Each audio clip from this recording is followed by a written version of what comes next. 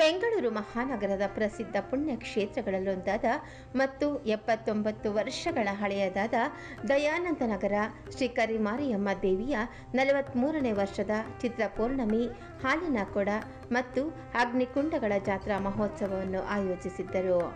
ದಿನಾಂಕ 27/4/2026 ಸೋಮವಾರದಿಂದ ದಿನಾಂಕ 3/5/2026 ಭಾನುವಾರದವರೆಗೆ ನಡೆದ 43ನೇ ವರ್ಷದ ಚೈತ್ರ ಪೂರ್ಣಿಮೆಯ ಹಾಲಿನ ಕೊಡಗಳು ಮತ್ತು ಅಗ್ನಿ ಮಡಿಕೆಗಳ ಮೆರವಣಿಗೆ ಜಾತ್ರಾ ಮಹೋತ್ಸವವನ್ನು ಬಹಳ ವಿಜೃಂಭಣೆಯಿಂದ ಆಚರಿಸಲಾಯಿತು.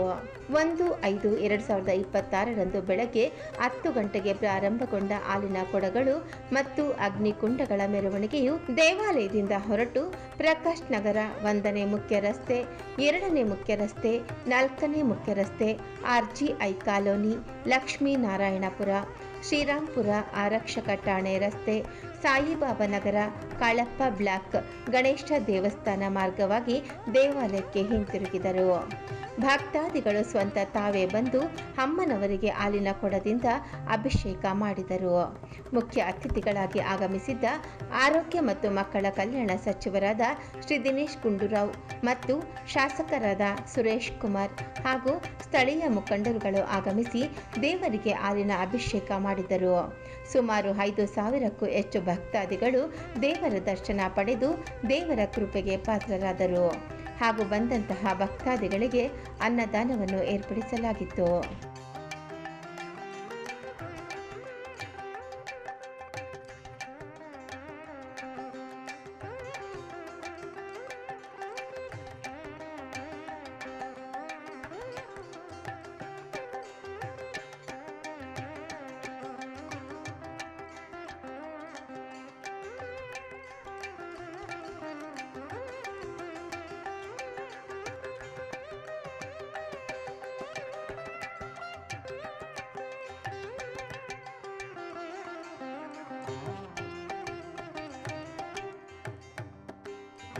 ನಗರದ ಸುಪ್ರಸಿದ್ಧ ಪುಣ್ಯಕ್ಷೇತ್ರಗಳಲ್ಲಿ ಒಂದಾದ ಈ ದಯಾನಗರ ಶ್ರೀ ಕರಿಮಾರಿಯಮ್ಮ ದೇವಾಲಯ ಸುಮಾರು 79 ವರ್ಷದ ಇತಿಹಾಸ ಉಳ್ಳಂಥದ್ದು.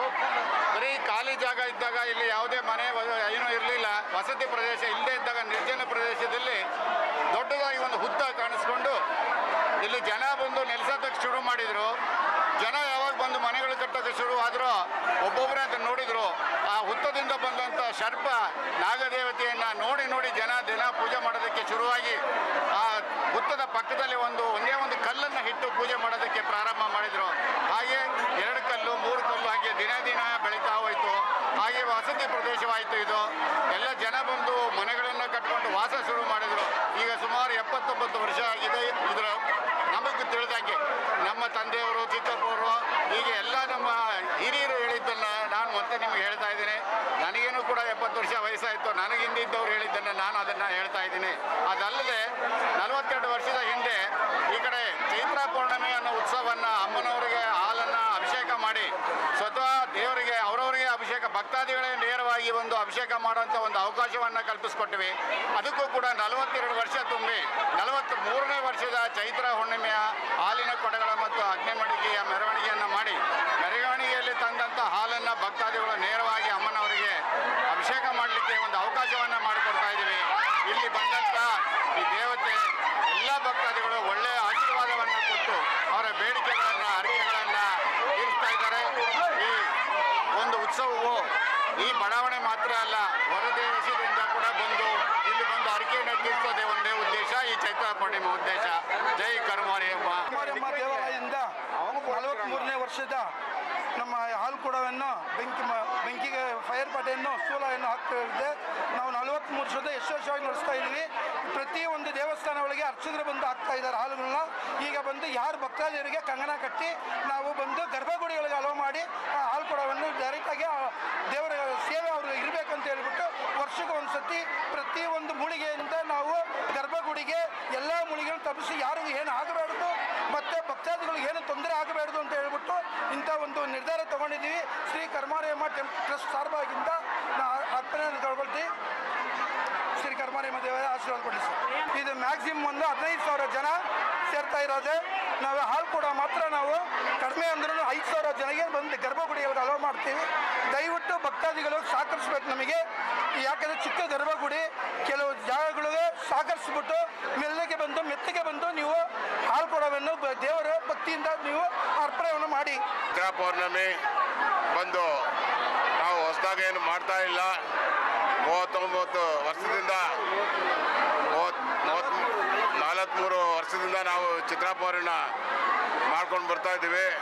ಈ ಚಿತ್ರಾ ಪೌರ್ಣಿಮೆ ಒಳಗೆ ನಮಗೆ ಹಾಲು ಕೂಡ ಬಂದು 1,000 ಹಾಲು ಕೂಡ ಬರ್ತದೆ. ಅದೇ ಥರ ಮತ್ತು ಅಗ್ನಿಮಟ್ಟಿಗೆ ಬಂದು 500 ಬರ್ತದೆ. ಮೈಗೆ ಸೂಳ ಹಾಕೋರು ಮತ್ತು ನಾಗಕ್ಕೆ ಸೂಳ ಹಾಕೋರು ಎಲ್ಲ ಬಂದು ಅವ್ರು 100 ಜನ ಬರ್ತಾ ಇದ್ದಾರೆ. ಈ ಚಿತ್ರಾ ಪೌರ್ಣಮಿ ವರ್ಷಕ್ಕೆ ಒಂದು ಸಾರಿ ನಡೆಯುವಾಗ ಈ ಜನಗಳು ಒಂದು 5,000 ಜನಗಳು ಬಂದು ನಮಗೆ ವಿಶೇಷ ಪೂಜೆಯನ್ನು ಮಾಡಿಕೊಂಡು ವಿಶೇಷವಾಗಿ ಅವರವರು ತಾಯಿಗೆ ಅಮ್ಮನಿಗೆ ಅಭಿಷೇಕ ಮಾಡ್ತಾರೆ. ಅಭಿಷೇಕ ಮಾಡಿ ಅವರವರು ಸ್ವಾಮಿ ಹೋಗ್ಕೊಂಡು ಹೋಗ್ತಾರೆ. ಅದೇ ಹರಕೆ ತೀರಿಸ್ಕೊಂಡು ಹೋಗ್ತಾ ಇದ್ದಾರೆ. ಅದೇ ಥರ ವಾರಾಗಿ ಅಮ್ಮ ನಮ್ಮ ದೇವಸ್ಥಾನದೊಳಗೆ ಮಡಗಿದ್ವಿ. ವಾರಾಗಿ ಅಮ್ಮಗೆ ತಿಂಗಳಿಗೆ 2 ಸತಿ ಪೂಜೆ ನಡೀತದೆ. ಅದೇ ಥರ ಅಮಾವಾಸ್ಯೆ ಪೂಜೆ ಮುಖ್ಯವಾಗಿ ನಾವು ಅಮಾವಾಸ್ಯೆ ಪೂಜೆನ ಮಾಡ್ತಾ ಬರ್ತಾ ಇದ್ವಿ. ಈ ಅಮಾವಾಸ್ಯೆ ಪೂಜೆಗೆ ಇನ್ನೂ 500 ಜನ ಬರ್ತಾವ್ರೆ. ಇನ್ನೂ ಸೇರ್ಬೇಕಂತ ಬೇಡ್ಕೊಳ್ತೀನಿ.